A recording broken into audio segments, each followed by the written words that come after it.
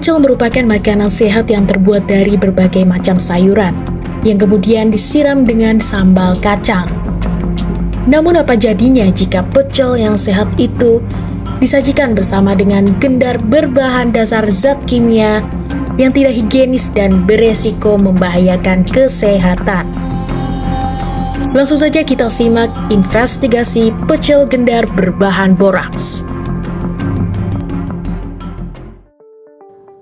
Siapa yang gak langsung ngiler lihat makanan satu ini? Bagi pecinta pecel, pasti sudah terbayang bagaimana nikmatnya sambal kacang yang dipadu dengan kenyalnya tekstur gendar dan tambahan sayur mayur yang menyehatkan. Namun kini Anda perlu berhati-hati.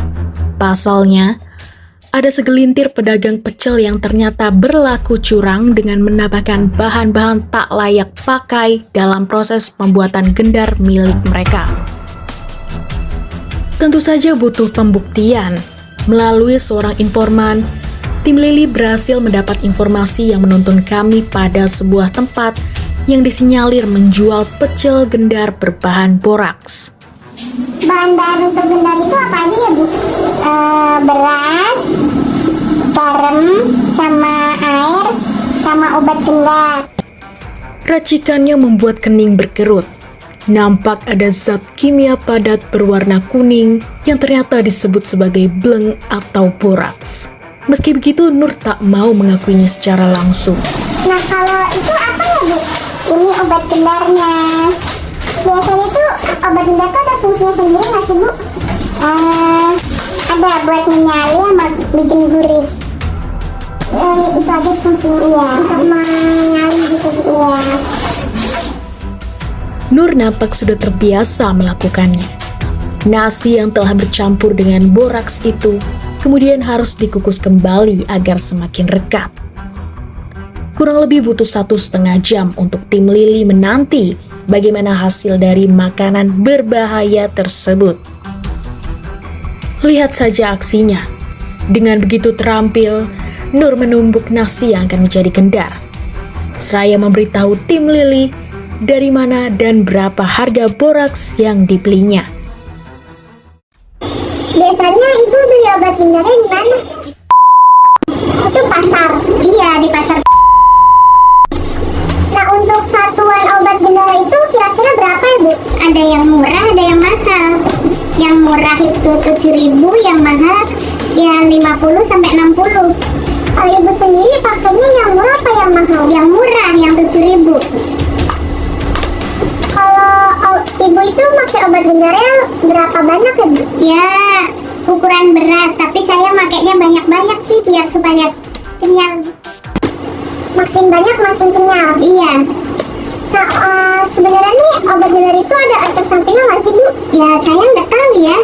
Saya tahunya biar kenyal aja. Miris. Nur sama sekali tak tahu bahaya apa yang mengintai pembeli ketika mengonsumsi gendar buatannya.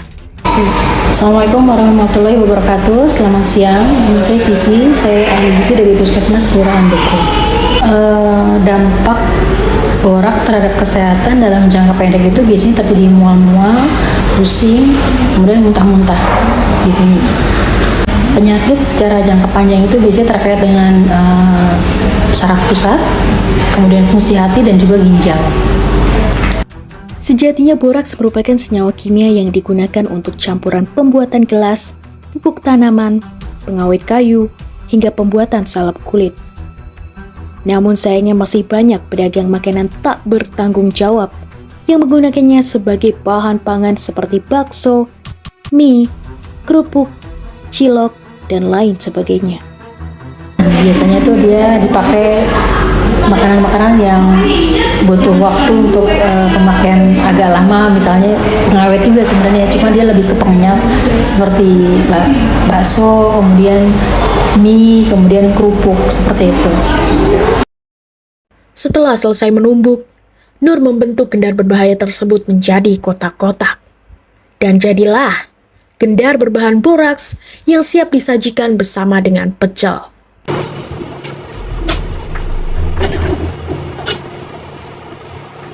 Bu, pecel gendar itu harus pakai gendar ya Bu? Iya, yaitu pasangannya pecel sama gendar sama gorengan. Biasanya Ibu jual satu porsi pecel berapa Bu?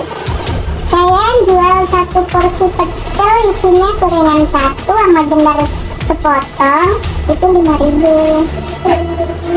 Ibu tuh udah jualan pecel berapa lama Bu? Udah kurang lebih 8 tahun. Udah lama juga ya Bu? Ya lumayan. Bayangkan, sudah berapa orang yang organ tubuhnya terkontaminasi dengan gendar berbahaya tersebut. Untuk menambah kewaspadaan, ada beberapa tips bagi Anda untuk mengenali mana makanan yang layak untuk dikonsumsi dan mana makanan yang mengandung boraks yang perlu dihindari. Kalau yang aman biasanya kita lihat aja dari misalnya dari pagi sampai sore itu dia ada, kalau misalnya bakso tuh harusnya kan udah keluar lendir kalau yang tanpa pengawet atau borak, dan dia saat kita tusuk dengan menggunakan garpu atau tusuk gigi itu dia langsung nggak kenyal gitu, jadi nggak keras gitu, seperti itu. Kita bisa menggunakan tadi pengawet dengan menggunakan bahan alami dan rempah-rempah, seperti misalnya ada pemakaian garamnya, terus ada rempah-rempah kayak lada, atau ada menggunakan serai, daun salam dan sebagainya, itu bisa juga sebagai pengawet. Memang masa simpannya tidak selama memakai borak, seperti itu. Begitu juga dengan mie dan sebagainya. Memang tidak ada yang makanan sehat tidak ada yang tersimpan untuk lebih dari 2 atau 3 hari seperti itu. Begitu juga dengan mie, itu nggak bisa kita lebih dari 2 hari seperti itu. Pasti dia akan timbul lendir-lendir seperti itu, dan yang pastinya baunya akan terasa. Kami berharap informasi tadi bermanfaat bagi Anda dan keluarga. Dengan adanya tayangan ini, diharapkan kita semua dapat lebih berhati-hati dalam mengonsumsi makanan. Jangan sampai tertipu, apalagi menjadi korban. Kami cukupkan investigasi kali ini. Jangan lupa saksikan investigasi tim Lili selanjutnya.